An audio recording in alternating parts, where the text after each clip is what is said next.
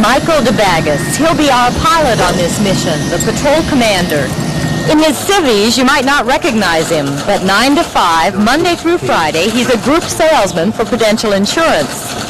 This just works like an oscillator. See these two here? Yeah. That's a flip-flop, multi-vibrator. A flip-flop, that is how you might describe what George Driscoll does. Here you see him with his engineering students at the Blue Hills Regional High School. But one weekend a month, you'll find him suiting up at the South Weymouth Naval Air Station for the key role of acoustics operator. We all know that a little drizzle doesn't keep the mailman from his appointed rounds. But could you guess that this particular mailman for the Rockland Post Office lives a Walter Mitty-like existence? He, too, is a Minuteman, a veteran member of Squadron VP92, as it's called. We will fly out on this Saturday on a P-3A Orion. It's the military version of the old Lockheed Electra.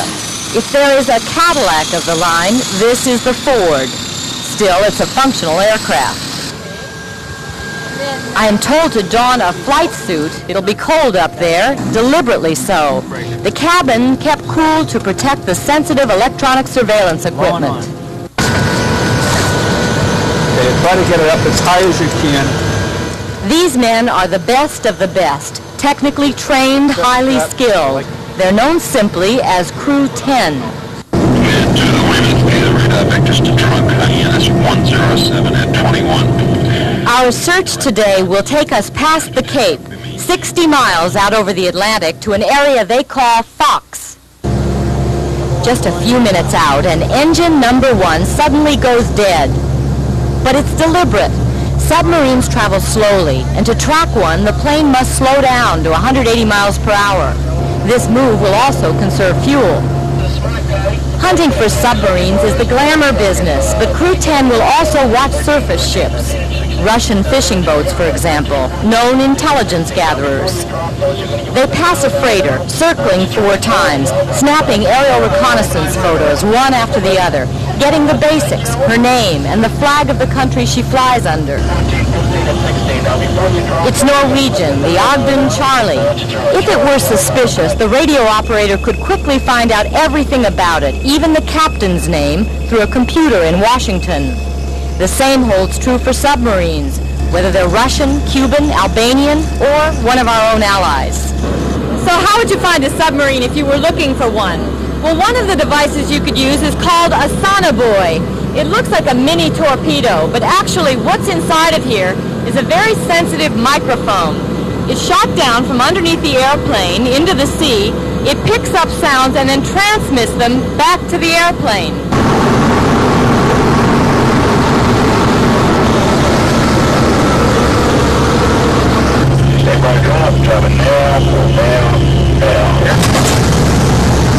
Everything that moves underneath the sea leaves its own sonar footprint. Our acoustics operator, George Driscoll, can interpret those sounds. Okay, each vessel in the water has its own characteristic signature. Now, the human ear, just the average person, can listen outside their window and they can hear the sound of a Volkswagen. They can say, it's a Volkswagen. Or they hear the sound of a bus. They know it's a bus. Well, this piece of equipment can analyze and tell you whose bus. And where's that ship that we just passed over? The ship that we passed over is right at this circle right here, so we're pretty close to that ship at this time. Mm-hmm. And the other little dots are what? Those were buoys and smokes that we had dropped earlier just to mark them. So I placed electronic markers so that if we had to find them again, we could find them. They do not really expect to find a Russian submarine off the Massachusetts coast. They are well aware that an enemy sub could sit way back, 1,000 miles from the continent, and still hit Chicago with an ICBM. That is the ultimate fear. But next month, as they do every year, Crew10 will travel to the Azores to do it for real, relieving active-duty naval personnel. Daily, they will make contact with unfriendly subs. And the teamwork must be precise. They are certain of the value of what they do and full of genuine good feeling about each other. Well, we get together a couple times a year. We take our wives out and the kids, and the families all know each other. Does working together make you closer somehow? I think it does, definitely, yes.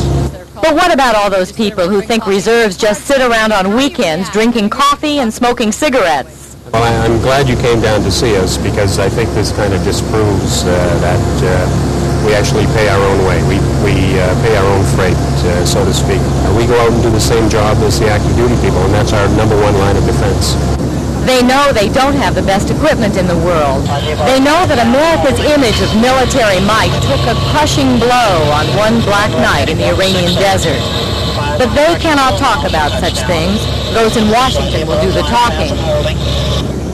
This particular Saturday happens to be an anniversary. 4 men, 16 years of flying together. George Driscoll tells me he doesn't want to sound too corny, but he does believe that he's a patriot.